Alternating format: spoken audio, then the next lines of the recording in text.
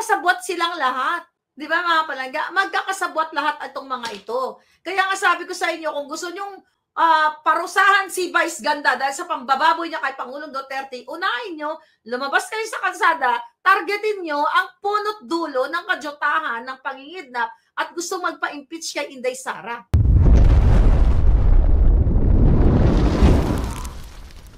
Recently, di ba itong yung kanilang yung asawa ni Toby Tiangco ay Romualdez din yan.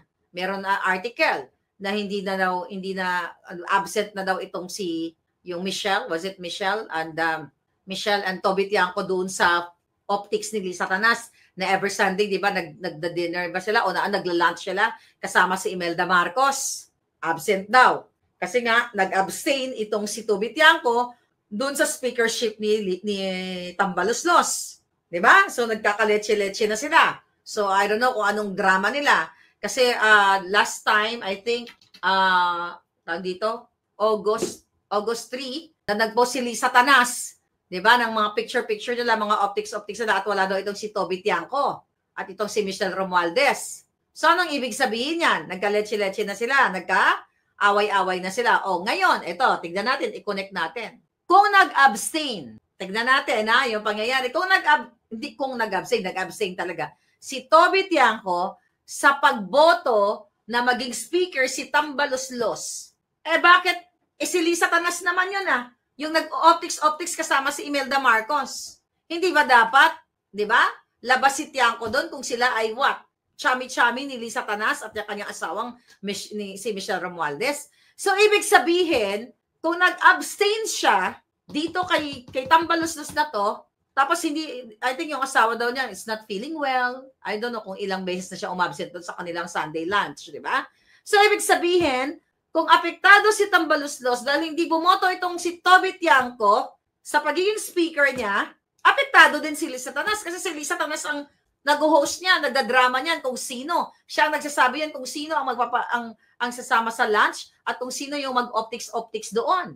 'Di ba? Wala daw, hindi daw maganda makaramdam nung jowa niya ni Toby Tiangco, 'di ba?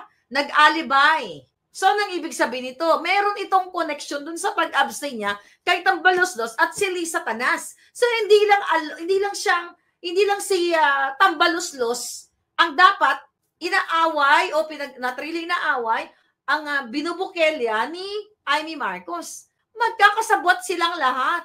Di ba mga palangga? Magkakasabwat lahat itong mga ito. Kaya nga sabi ko sa inyo, kung gusto nyong parusahan si Vice Ganda dahil sa pambababoy niya kay Pangulong Duterte, unahin nyo, lumabas kayo sa kalsada, targetin nyo ang punot dulo ng kajotahan, ng pangingidnap at gusto magpa-impeach kay Inday Sara. Triumvirate yan, Lisa Tanas, Romualdez, Tambaloslos, at si Bangag. Di ba?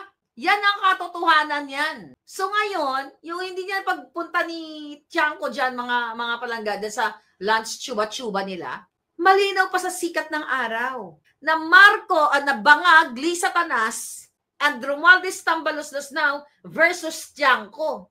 No, Tiangco, tama ba? Toby Tiangco. Versus Tiangco, mga kababayan.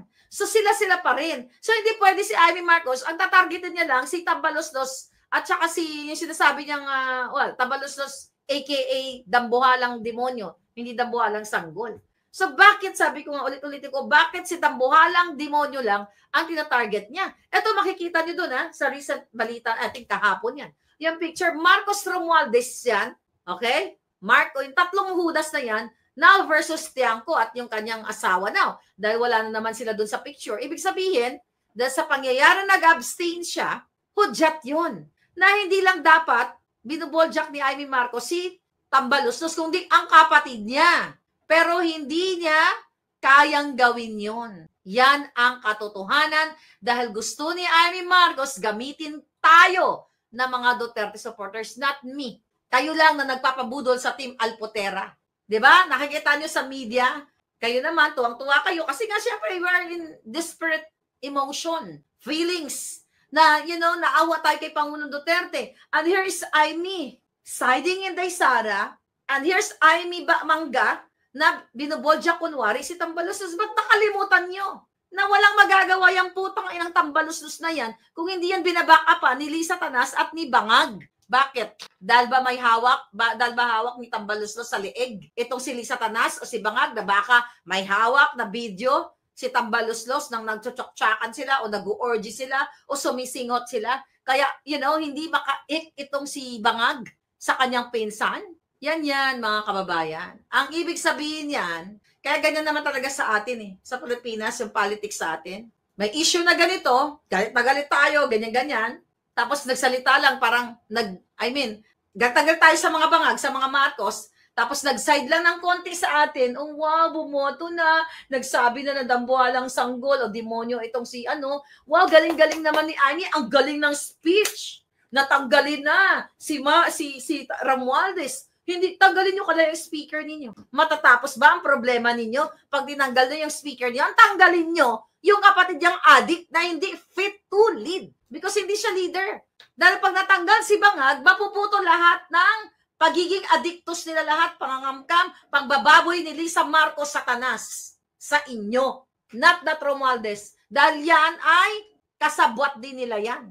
Pag tinanggal mo si Bangag, automatic kasama yan si Romualdez. Chain reaction ang tawag dyan. Pag pinutol mo ang pinakaulo ng ahas, di ba?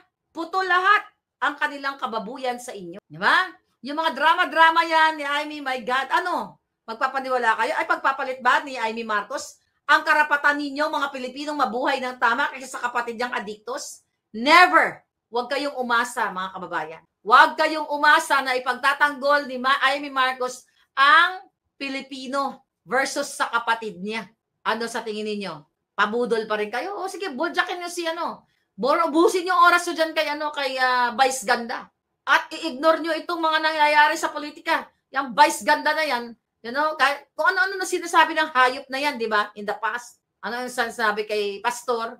Kung ano-ano. Well, again, yung pagsasalita niya doon sa kanyang concert na saktan tayo, actually, yun ay, bakit siya lumalakas ang loob? Dahil kakampi na ni Vice Ganda si Lisa Tanas. Lisa Tanas is dilawan. Wala nang takot yan. Kasi alam niya, di ba? Di ba pumunta yan doon sa, may event nakapumunta yan si Vice Ganda, di ba? Hindi Vice Ganda, Vice Kabayo yan. Di naman kailan naging gumanda yung puki ng inang yan. Kailang gumanda yan? Feeling ganda? Ano tawag dyan? Ilang formalin ang sinaksak na sa katawan niya para magbuka siyang tao. Parang katulad din sa Tanas, idol yata nila isa't isa. Nakalimutan nyo kasi itong hayop na Marcos Jr. na adiktos na ito, na sinabi niya, alright, na ano sabi niya, hindi tayo makikipagtulungan sa ICC in any way, shape, or form. Remember that? July 2023. Di ba? Ano sabi niya? January 2024. Let me say this for the 100 times. Okay? Sabi niya, I do not recognize the jurisdiction of ICC in the Philippines. 2024 yan. The Philippine government will not lift a finger to help any investigation that the ICC conducts. Nakalimutan nyo yon. Anong naging result? Dinukot ang Pangulong Duterte. Ubusin nyo dyan, yung putang ng ganda, kabayo na yan. Dahil sinasabi niya, then nasalita siya March 28. Di ba? Dahil ito, March 28, 2023. Ito na yung mga nag-expose ako sa inyo na nag-ask ng nag-submit ng what do you call that? Request itong ICC, 'di ba?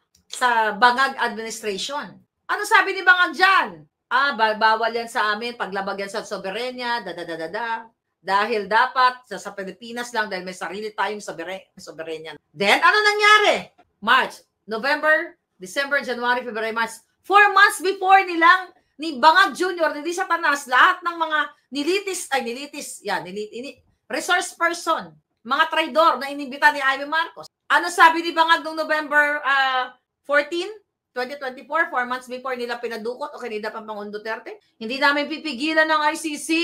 Diba? Kung si Duterte mismo ang nais-imbestigahan.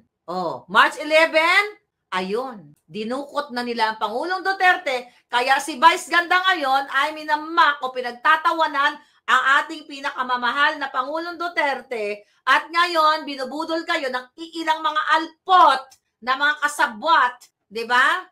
Para sa 2028 na mahalin si Amy Marcos dahil bumoto or yes, support dito sa wag i-impeach si Inday Sara, okay yan, good yan. Pero sabi ko nga sa inyo mga kababayan, ang gustong magpa-impeach kay Sara ay si kapatid niya. Yan ang katotohanan. Wala na kayong iba pang dapat puntahan. Sherry Ann, ano sabi to? Kasi sabi niyo, mga hitad. O unfollow niyo yun. Rose Mostunen. Ano daw? Lahat daw sinisisi ang gulo sa akin. Bakit daw? Bakit sinisisi sa akin? Napaka-powerful ko naman na kaya ko mag-create ng kaguluhan. Kung kaya ko mag-create ng kaguluhan, tapos na yan mga yan.